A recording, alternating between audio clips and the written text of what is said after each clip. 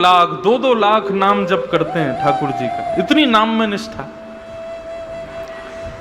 और उसमें विशेष रूप से तो चैतन्य गौड़िया वैष्णव संप्रदाय के जो भक्त होते हैं उनकी तो नाम में विशेष निष्ठा होती है।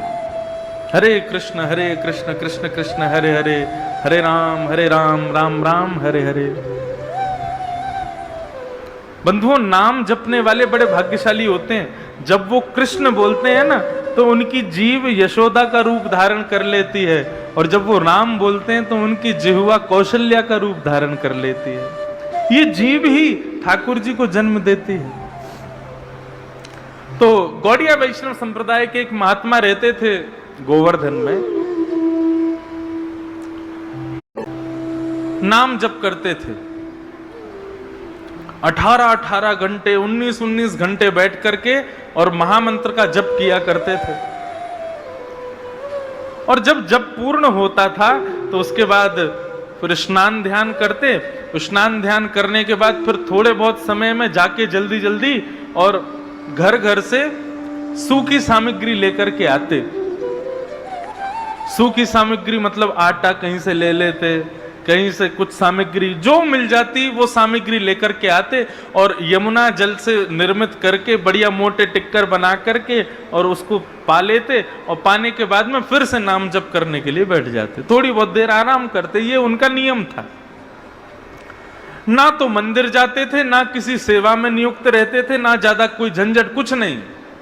केवल नाम जपना, एक टिक्कर पाना, यमुना जल में स्नान करना और 1-8 घंटा आराम करना, बस यही उनका नियम था। लेकिन हमारे ठाकुर जी तो लीला पुरुषोत्तम है, बिना लीला किए इनको आनंद नहीं आता।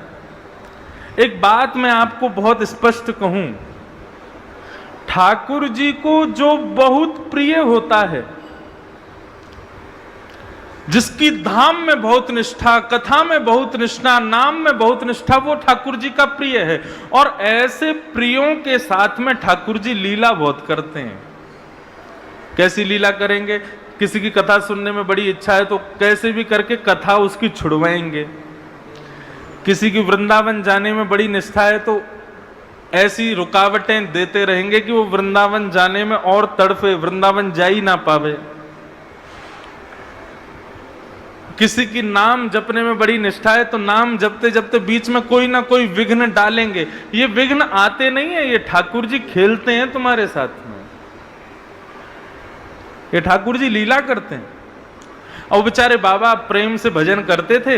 एक दिन एक मैया के यहाँ पर मधुकरी लेने के लिए गए, मैया ने आटे की सूखी सामग्री उनको दे दी। बाबा आए, आकर के यमुना जल से बढ़िया टिक्कर बनाया, मोटी मोटी रोटी बना करके पका करके स्वयं पा गए। अब उस मैया के यहां पर छोटे से ठाकुर जी की सेवा विराजी हुई थी। रात्रि में वो मैया जैसी ही सोई, ठाकुर जी उसके स्वप्न में प्रकट हो गए, और स्वप्न प्रकट होकर के बोले मैया। बोले हाँ ठाकुर जी बोलो। बोले ये जो बाबा तुम्हारे यहाँ आवे है ना रोज सूखी सामग्री लेवे के काजे। बोले हाँ, मोकू वो बाबा बड़े पसंद हैं। मैया बोली तो कहाँ करूं? बोले कल वो बाबा आवे ना तो तुम मोकू उनके हाथ में दे दियो, मैं उन्हीं के यहाँ जाऊंगा और अपनी सेवा करवाऊंगा। मोकू उन बाबा के संग रहना है, अपनी सेवा करवानी है। मैया खूब रोने लगी, बोले मेरे सेवा में कोई कमी? मैंने कछु अपराध कर दियो ठाकुर जी, आप मुंह को छोड़ के जा रहे हो?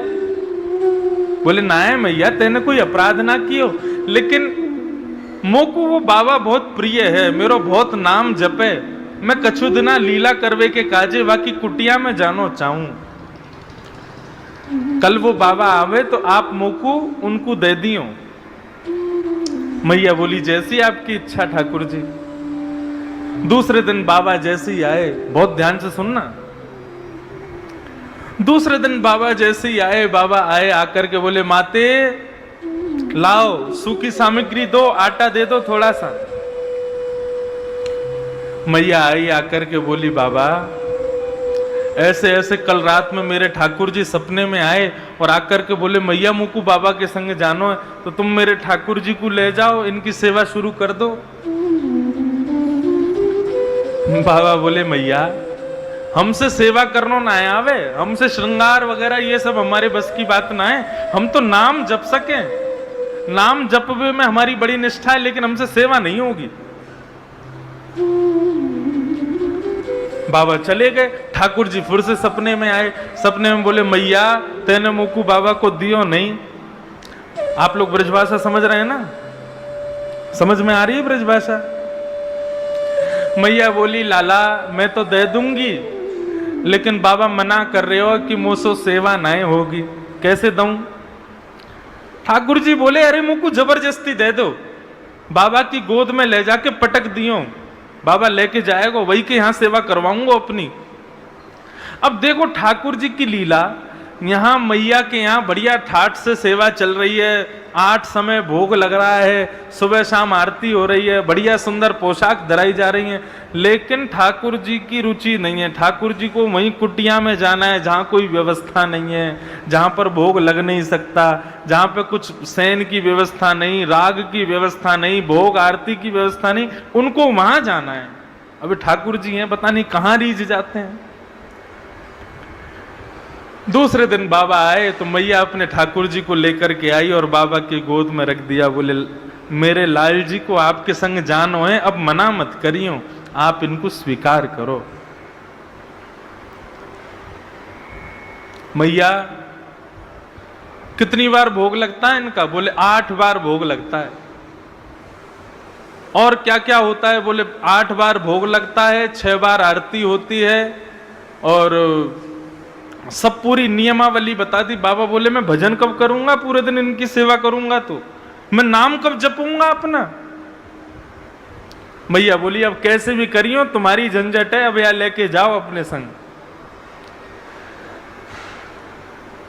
बाबा घर लेकर के आए, ठाकुर जी को गोद में लेकर के बोले देखो भैया एक ही बार भोग लगेगा, हमको नाम में बहुत निष्ठा है, हमको श्रृंगार और सेवा ये सब हमसे आती नहीं है, आपको एक बार भोग लगा देंगे, रूखी सूखी टिक्कर पानी हो तो पाना, नहीं तो हमको स्वप्न में आके बता देना, हम वापस मैया के यहां छोड़ जाएंगे।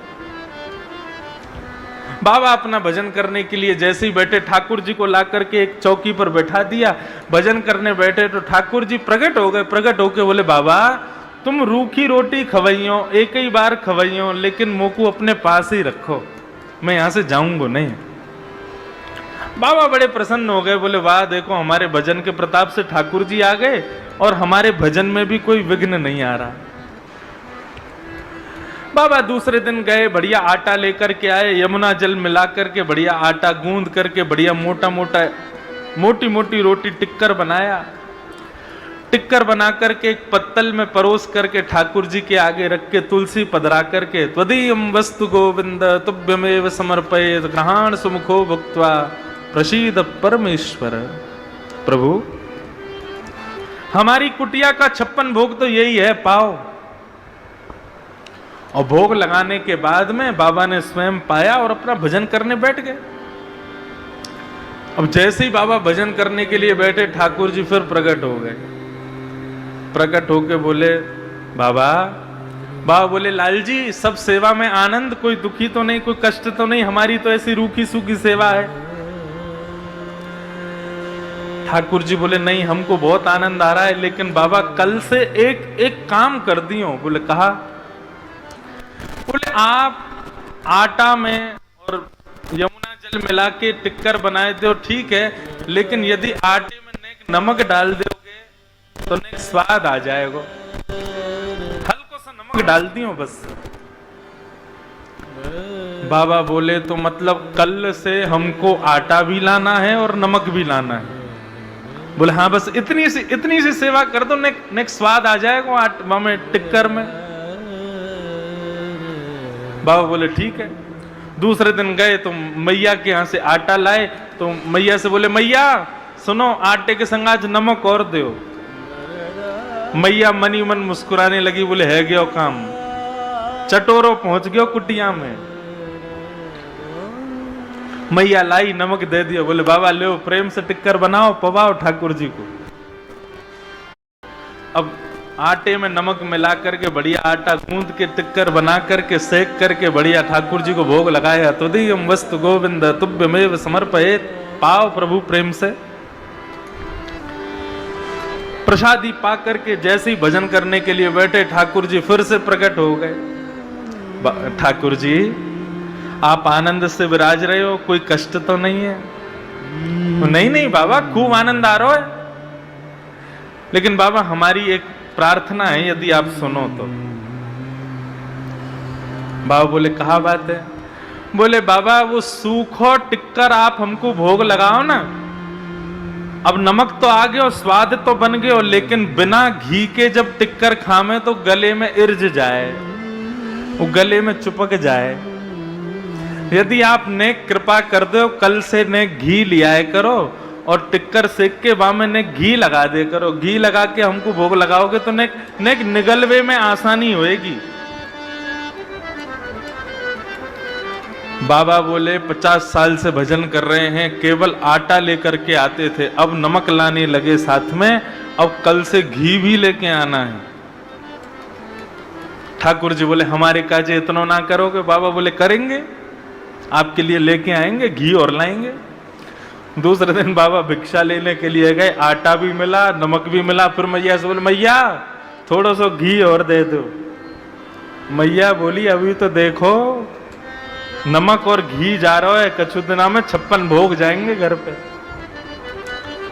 घी लेकर के गए, बढ़िया टिक्कर बना के घी लगा के ठाकुर जी को भोग लगायो और पायो। पाके फिर जैसे ही भजन करने बैठे, ठाकुर जी फिर प्रकट हो गए। बाबा बोले अब क्या हो गया? बोले बाबा मैं तो यूं कह रहे हो, बढ़िया टिक्कर बनना है, नमक भी आ गया, अब तो घी भी आ गया, निगलवे में भी आसानी है रही है, लेकिन 4 दिना से टिक्कर पाके हमने जो है का हमारी जीव है का ने परेशान है गई है।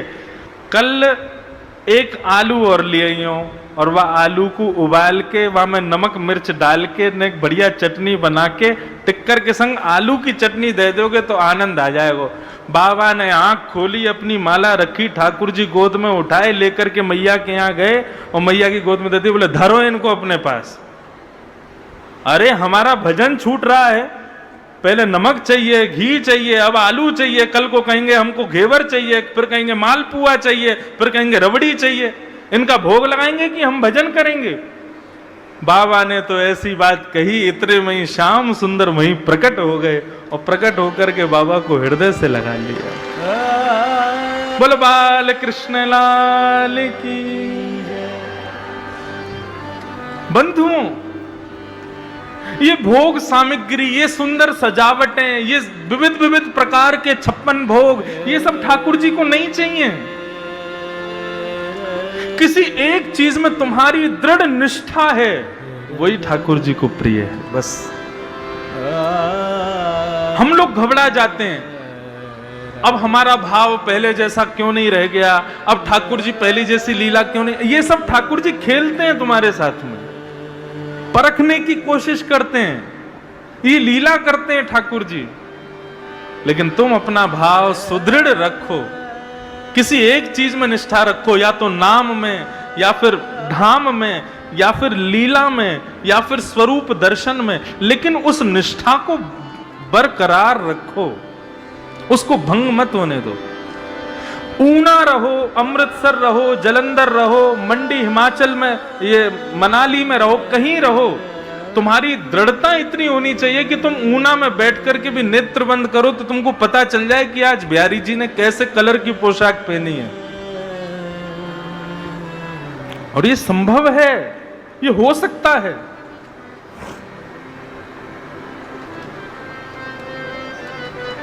इसलिए श्रीमद् भागवत के प्रारंभ में परम सत्य को वंदन किया गया। ये परम सत्य क्या है? भगवान का नाम ही परम सत्य है।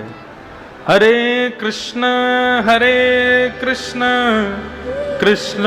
कृष्ण हरे हरे, हरे राम राम राम हरे हरे। यही परम सत्य है। एक दिन इसी महामंत्र का सहारा यदि अनवरत बना रहे तो इसी मंत्र के सहारे से यहीं कहीं ऊना की गलियों में घूमते हुए, यहीं कहीं ऊना के खेतों में विचरण करते हुए, गैया चराते हुए श्याम सुंदर के दर्शन है जाएंगे। वृंदावन कोई एक स्थान का नाम नहीं है बंधुओं, वृंदावन एक वातावरण का नाम है। और वो वातावरण आप स्वयं प्रकट कर सकते हो अपने आसपास।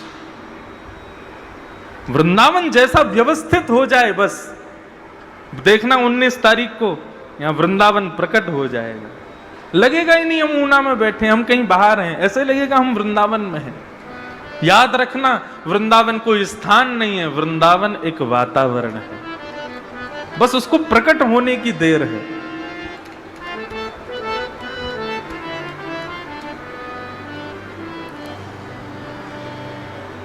सत्यम परम धीमहि, हम परम सत्य को वंदन करते हैं।